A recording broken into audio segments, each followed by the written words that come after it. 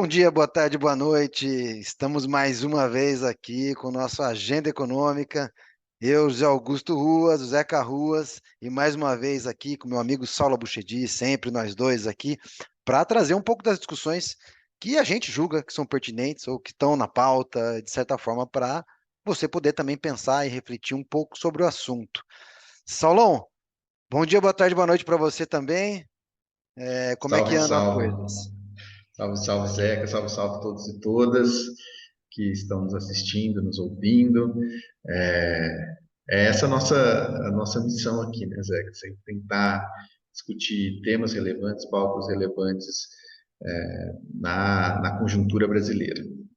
É verdade, meu cara. E a gente vem sendo cobrado, né? As pessoas que nos acompanham com alguma regularidade andaram nos escrevendo: ó, vocês estão sumidos. É verdade. Já peço desculpas logo de cara.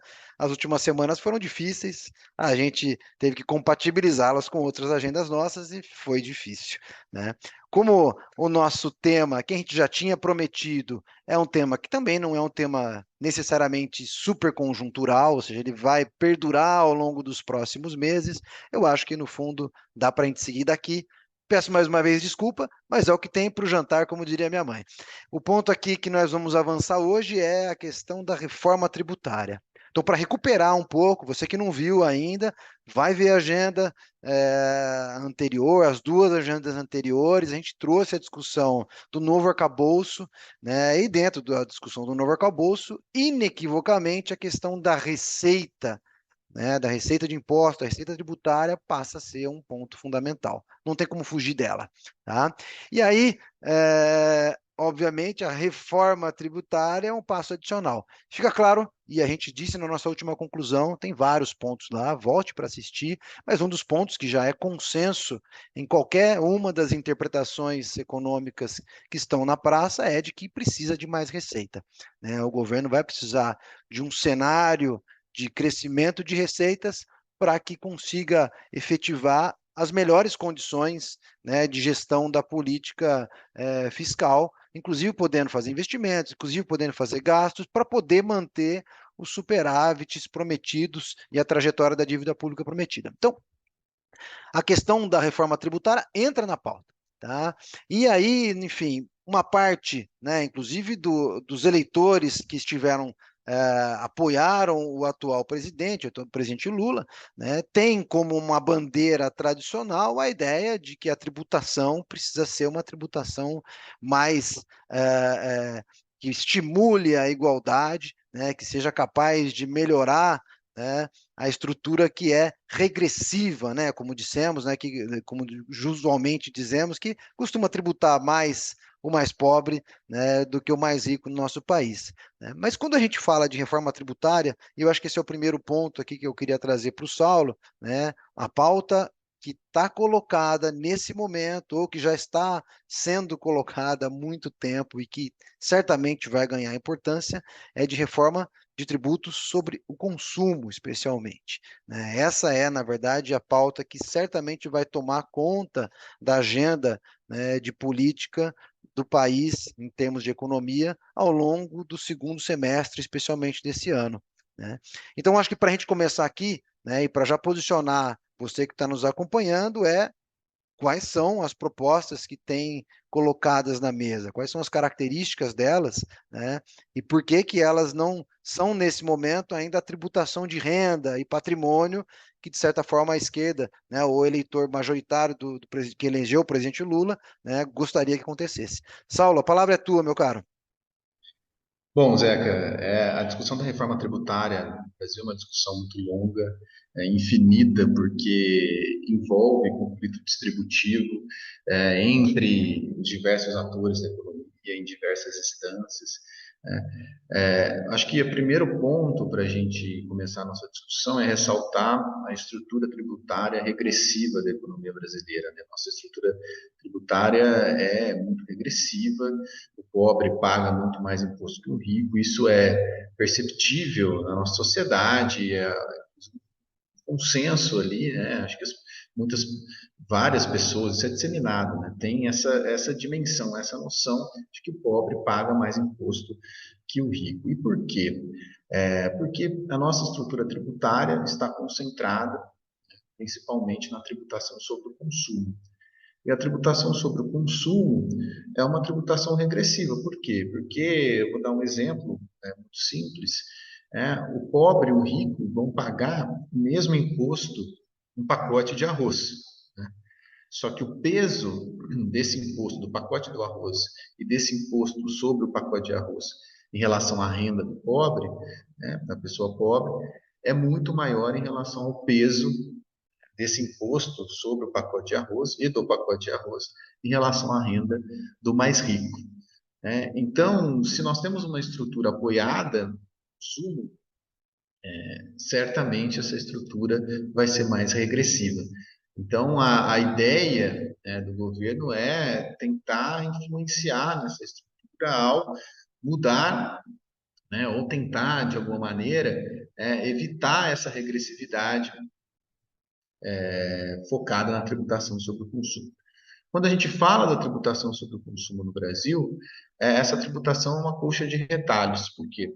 Porque essa tributação envolve diversos tributos que são, na verdade, de diferentes entes subnacionais. O que eu estou falando aqui?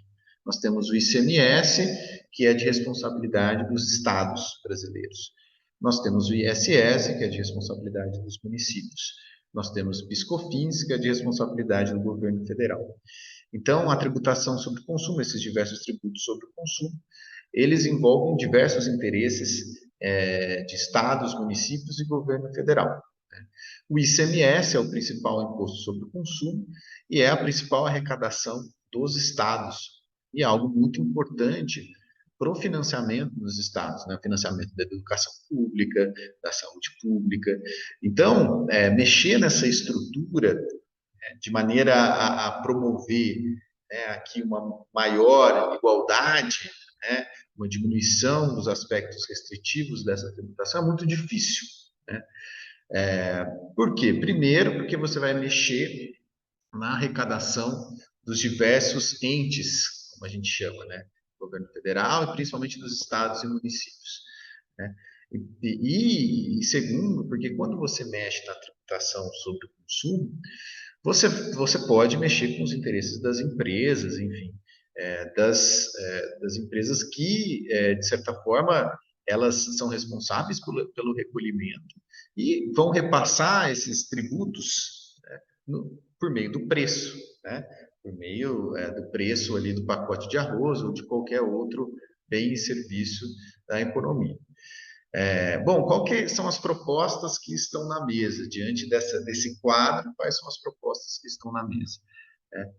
A proposta de simplificar, de certa forma, essa tributação super complexa, com vários regimes, exceções e concessões a certos setores, em uma tributação mais simples, né? Por meio de um imposto sobre o valor adicionado, de um IVA. Qual que é a ideia do IVA, né? O IVA tem como primeiro objetivo diminuir a carga tributária, né, relacionada ao consumo que incide sobre as empresas. O grande problema aqui, que aí já torna a discussão um pouco mais complexa, Zeca, é que os impostos sobre o consumo, eles, a princípio, né, eles não envolvem uma cumulatividade. O ICMS ele não envolveria uma cumulatividade no início, na sua origem, na sua criação. Então, as empresas ali que compram, por exemplo, um insumo, uma matéria-prima, né, e pagam o ICMS, em relação a essa matéria-prima, qual que é o problema aqui? Elas vão pagar o ICMS quando compram a matéria-prima, e quando elas vão vender o produto, né, que elas estão produzindo, enfim, elas vão ter que pagar o ICMS também, então tem de certa forma, uma cumulatividade aqui. Só que a ideia do ICMS é essa empresa, né, ter crédito, ter direito a crédito do ICMS em relação à matéria-prima, né, e depois a outra empresa que comprar um produto na cadeia vai ter direito a gerar crédito também sempre do ICMS. Então, de certa forma, as empresas aqui que estão no meio de uma cadeia produtiva, né, elas não teriam que pagar duplamente o ICMS, afetando, portanto, os seus custos de produção. Então, essa era a ideia inicial do ICMS, né? Que o imposto não fosse acumulado ao longo da cadeia produtiva. Só que o que aconteceu ao longo do tempo é que essa ideia, que é muito bonita no papel, ela não se tornou realidade, né? No final de tudo, ao longo de uma cadeia produtiva para produzir qualquer bem, alimentos, bens de consumo de maneira geral, né? Ao longo da cadeia produtiva, esse imposto foi se acumulando. As empresas compravam matéria-prima, né? Só que o imposto ia acumulando, elas não conseguiam tomar crédito, como a gente fala, né? E esse imposto ia acumulando. As empresas elas pagavam, né, ICMS sobre ICMS, o ICMS ia se acumulando na base de tributação. Então, a ideia desse imposto sobre o valor adicionado, do IVA, é evitar essa cumulatividade, evitar essa oneração, né, sobre as empresas e, por conta disso, tentar promover uma maior eficiência no sistema produtivo, né? Então, essa é a ideia do IVA. Então, a ideia era reunir, de alguma maneira, os quatro impostos sobre consumo, imposto sobre circulação de mercadorias e serviços, o ICMS, o ISS, PIS, COFINS, num só imposto, o imposto sobre o valor adicionado. Só que essa ideia é muito difícil, por quê? Porque você impacta, né, ao unificar, né, esses impostos em um, basicamente você impacta a estrutura produtiva de várias empresas, né? Isso provoca mudanças na estrutura produtiva de várias empresas, pode beneficiar alguns setores, mas ao mesmo tempo pode prejudicar seriamente outros setores, né? E além disso, quando você unifica, você pode comprometer a arrecadação dos estados, os recursos dos estados e municípios, né?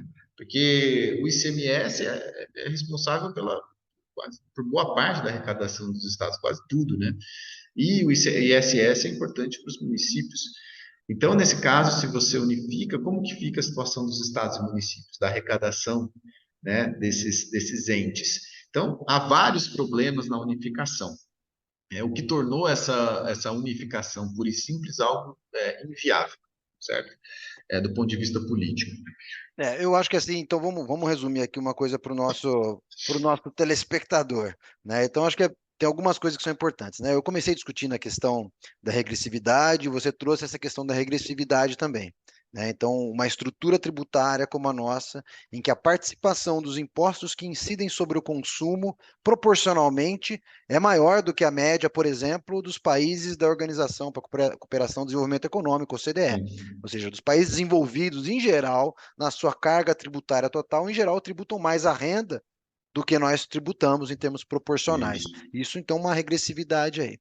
A segunda é a questão da complexidade do sistema tributário, né, que é o que você trouxe agora com bastante Sim. propriedade, que envolve duas dimensões importantes. Uma dimensão que é a dimensão do contribuinte, né, então aí o contribuinte, especialmente do setor produtivo, né, fica muito evidente, é um emaranhado, né, uma teia complexa de tributos, né, aqui os tributos federais, né, PIS/COFINS, contribuição social sobre o lucro líquido, né, além de outros impostos, imposto de renda, etc. Mas aqui olhando só para essa coisa, o próprio IPI, né, que hoje em dia está bem menor do que já foi um dia, né, o imposto fundamentalmente o principal imposto estadual, né, que é o ICMS, e o ISS, que é um imposto municipal. Então tem uma complexidade aqui por conta da estrutura do Estado brasileiro e a forma como ele foi organizado. É importante que o nosso telespectador entenda também que não só a arrecadação dos entes né, da federação são separadas, né, mas também as responsabilidades de gasto, né? Os municípios têm lá responsabilidade sobre gasto, por exemplo, educação fundamental, assim como os estados têm responsabilidade sobre segurança, né, a polícia estadual, né, ou a educação de ensino médio, por exemplo. Então, enfim, assim como o federal também tem algumas, enfim, tem um emaranhado que envolve receita e gasto, mas isso está estruturado dentro do sistema tributário também como complexidade. E do ponto de vista do contribuinte, aí a coisa fica mais sofisticada ainda, sofisticada no pior sentido da palavra aqui, né? Por quê? Porque ao longo das últimas décadas, o Estado foi modificando de maneira cada vez mais Caótica. complicada a forma de como vai tributar, porque você vai criando imposto, você foi mudando as alíquotas, você foi judicializando um monte de questões. Então, para cada setor de atividade econômica, você vai ter uma peculiaridade, alguma isenção, alguma alíquota diferente, né? E a ideia de você criar um IVA parte, acima de tudo, da ideia de, olha, vamos tentar juntar isso aqui numa coisa só, ou o máximo possível numa coisa só. Inclusive, né, parte das propostas no máximo de simplificar o número de alíquotas possíveis, né, para tentar homogeneizar os setores, né? Do ponto de vista da teoria tributária que está por trás disso, é isso. A ideia de um IVA, como você bem colocou, é o setor vai pagar exatamente aquilo que ele contribuiu na produção. É o que nós chamamos de valor adicionado. Então, só aquilo que ele adicionou de valor ao produto é que ele vai dar a arrecadação dele, ou seja, vai cobrar imposto sobre ele. E a segunda, Sim, homogeneizar isso, né? Vale lembrar sim. aqui, para finalizar aqui também esse quadro mais simplificado possível, né, que o ISS que está na mão dos municípios cobra predominantemente sobre serviços, né? Na verdade é sobre serviço, é um imposto sobre serviço, né? De qualquer natureza, né? O ICMS ele cobra basicamente sobre a produção de mercadorias e alguns serviços especiais, né? Como é a parte de energia, combustíveis, energia e telecomunicações, né? Internet, telefonia, etc. Né? Então tem aí problemas também nesse processo. E o IPI, né, que vai cobrar sobre produtos industrializados. Então, tem uma coisa também setorial. É um emaranhado. De fato, isso é uma complicação enorme, né? Todo mundo que trata desse negócio de tributação, né, quando vem um estrangeiro, ou uma empresa estrangeira que se instala no Brasil, ela olha esse negócio e fala, meu Deus, né? É muito difícil de tratar. Então, o IVA seria para tratar isso nessa aula. Mas, enfim, Exatamente, exatamente. O IVA é uma tentativa de você, na verdade, simplificar essa estrutura tributária que gera distorções competitivas importantes, né? Então, de certa forma, é tentar promover uma estrutura tributária que não gere distorções competitivas, porque cada empresa precisa de um time tributário gigantesco para lidar, né, com os diversos aspectos e regimes especiais relacionados ao ICMS, ao ISS. E também, obviamente, que o objetivo do IVA é evitar e acabar, né, com uma guerra fiscal, porque é importante ressaltar que os estados eles têm alíquotas de ICMS diferentes, assim como também os municípios possuem alíquotas de ISS diferentes, e isso acaba gerando uma disputa, na verdade, dos estados e municípios pelas empresas, né? Justamente para as empresas se instalarem, gerarem empregos na região. Isso gera um conflito federativo, como a gente chama, muito grande, né? Porque quanto mais estímulos os estados dão, as empresas vão para lá, porque é um recurso importante, como o Zeca falou, para o orçamento desses entes, né, dos estados e municípios, eles têm gastos e responsabilidades, né, a saúde de alguma maneira, uma responsabilidade dos municípios e dos estados, assim como a educação também, com as escolas estaduais e municipais. Então, de alguma maneira, eles precisam arrecadar e isso acaba promovendo num sistema, nessa colcha de retalhos, acaba promovendo uma guerra fiscal. Então, a ideia do IVA é homogeneizar para melhorar a competição do ponto de vista das empresas, né, na estrutura produtiva e evitar a guerra fiscal. Né? Agora, só para acabar o ponto do IVA, Zé, a ideia de unificar tudo politicamente, né, assim como toda essa estrutura tributária que a gente tem regressiva é uma construção política, mudar e modificar essa estrutura tributária é uma discussão política, porque, obviamente, né, porque envolve diversos interesses. Então, pense numa empresa ou num setor que tem uma desoneração de um desses impostos, e o que vai acontecer com essa empresa? Ela vai voltar a ser cobrada, voltar a recolher imposto, só que isso vai afetar os seus custos, enfim. Então, é muito difícil conciliar esses interesses de empresas, estados, municípios. Uma ideia intermediária, e essa que está, na verdade, uma tentativa de conciliação, né, e essa que está mais avançada no Congresso, é a PEC 110, que promove um IVA dual. Então, ao invés da gente substituir 4 impostos por um, né, 4, 5 impostos, a gente considerar o IPI, né, por um, substituir 5 por 2. Um IVA federal, ou seja, a junção do PIS e do COFINS, e um IVA estadual, regional, né, que reúna o ICMS e o ISS. Aí seria uma forma de você conseguir conciliar melhor os interesses, porque há muitos, por exemplo, PIS/COFINS, há muitos regimes especiais, então é muito difícil unir os federais com os estaduais e municipais. Essa seria uma outra alternativa. Mas o desafio é o mesmo aqui, né, Zeca? O desafio é conciliar esses diversos interesses. Uma das propostas que está dentro da PEC 110, que é a que está mais avançada no Congresso, é como você vai promover, né, uma tributação mais justa, ainda que seja um tributo sobre o consumo, sobre o pobre, em relação à população mais pobre. E uma das ideias é tentar desonerar, né, promover alguma desoneração, ou uma desoneração da cesta básica, só que isso é muito criticado, ou por meio de políticas de transferência de renda, alguma coisa nesse sentido. Ou seja, a população mais pobre teria um peso menor aqui no pagamento dos impostos sobre o consumo.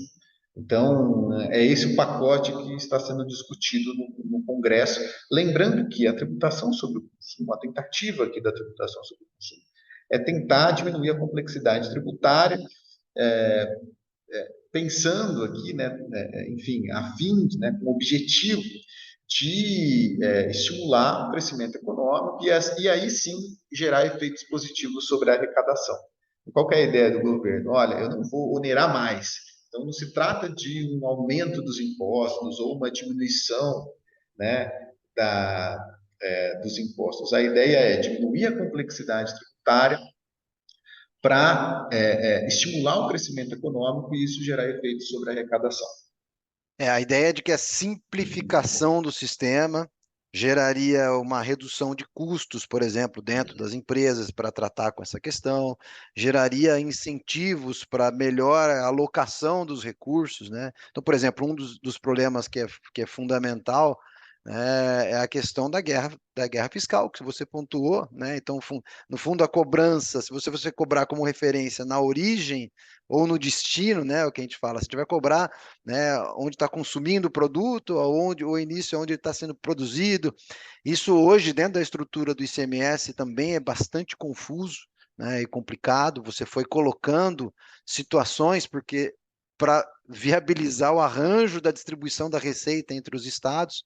Agora, nesse arranjo todo, né, Saulo, eu acho que isso é o grande problema, um dos grandes desafios. De certa maneira, já tem bastante coisa avançada nisso, né, ainda que os críticos apontem, olha, é muito difícil você fazer simulações de como vai funcionar a receita no novo regime tributário, né? Porque no fundo você faz hipóteses, né? Esses dados são muito imperfeitos. Mesmo as simulações mais avançadas que se faz hoje são incapazes de prever adequadamente como é que o novo regime vai impactar efetivamente. Então, isso já por si só já traz uma disputa, né? E a segunda disputa que você colocou muito bem é a disputa dos entes federados, né? Então, uma das críticas, por exemplo, que são colocadas é de que o ISS, apesar de ser um imposto que não é um IVA, né, porque no fundo ele cobra sobre o faturamento, né, então, portanto, a empresa ela não consegue descontar, vamos dizer assim, os custos que ela teve, ela não consegue cobrar só sobre o valor adicionado, mas é uma tarifa muito menor, né? O ISS, o máximo dele é 5%, em alguns setores é menor do que isso, né? E você paga uma vez só. Né? É diferente do ICMS, que tem uma carga tributária muito maior.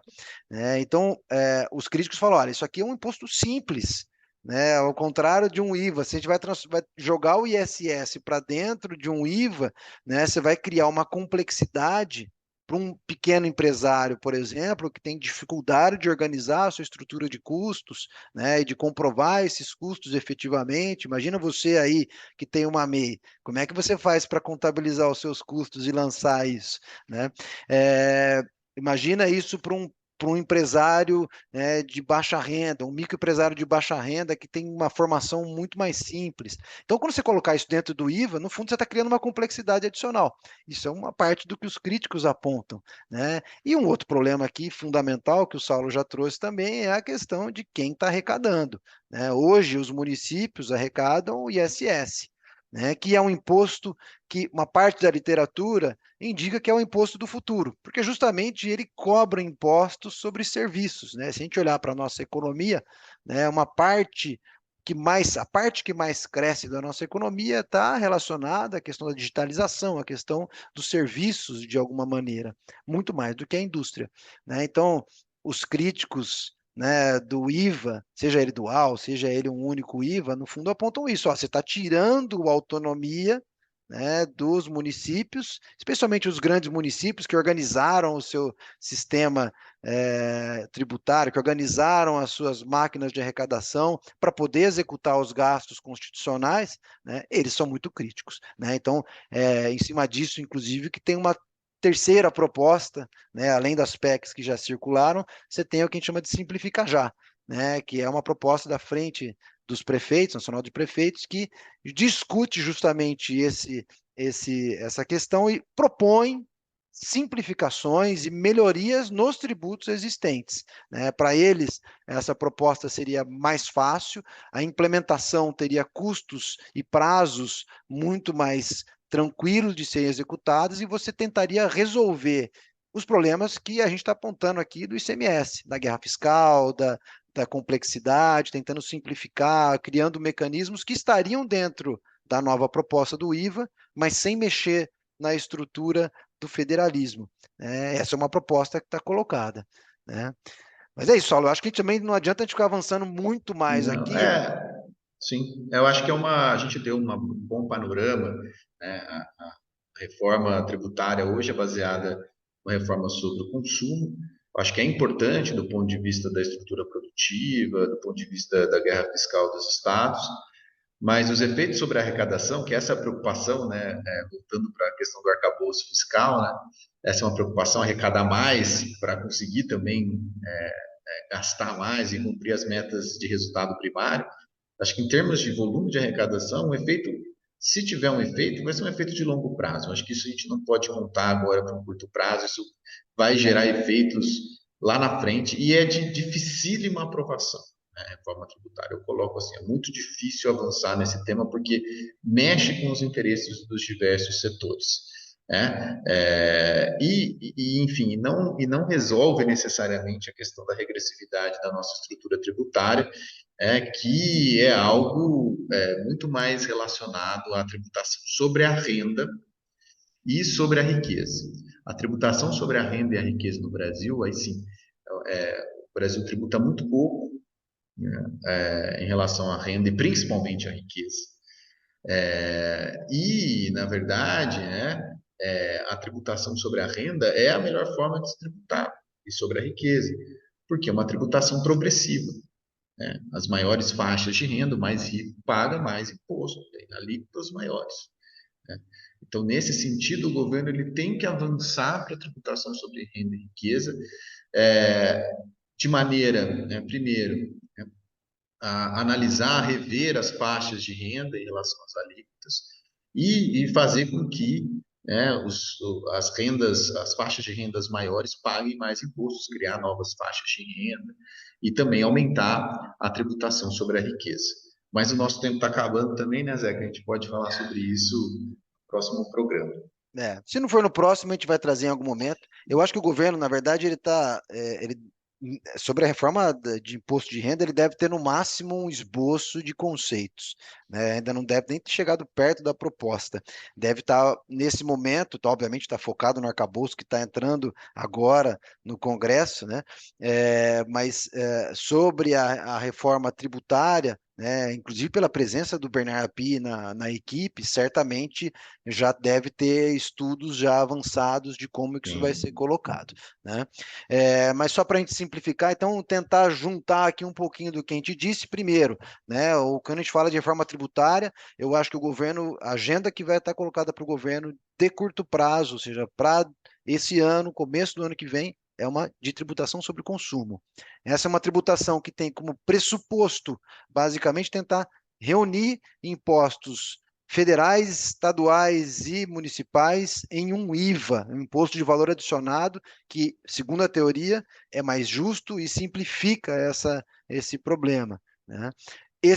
Essa proposta mexe com interesses dos mais variados tipos, interesses politicamente, pensando nos entes federados que não concordam com as mesmas propostas, mexe com os interesses aí sim do setor privado, então certamente as empresas, né, uma parte importante das empresas, porque tem algumas empresas que talvez acabem tendo aumentos de alíquota em algumas situações, mas a maior parte dos empresários, especialmente das grandes empresas, são grandes apoiadores dessa reforma, né, então vai ter, né, pensando aqui politicamente, para o Ministério, né, o Haddad, de certa forma, ganhar ainda mais apoio dessa camada, vamos dizer assim, né, de política, mas tem um desafio aqui fundamental que é convencer os agentes políticos. Vai ser muito difícil de fazer isso e o governo vai ter que gastar um capital político nessa negociação, que obviamente é sempre um gasto pensando na composição do Congresso. Enfim, eu acho que esse é um recado aqui que pode deixar para os nossos acompanhantes aqui, para quem nos acompanha, pensar e coloque perguntas. A gente desdobra depois, que isso é um tema que dá muito pano para manga. É isso, meus amigos e amigas. É isso, Saulão. Um abraço a todos e a todas. Voltamos em breve com o nosso Agenda Econômica. Tchau.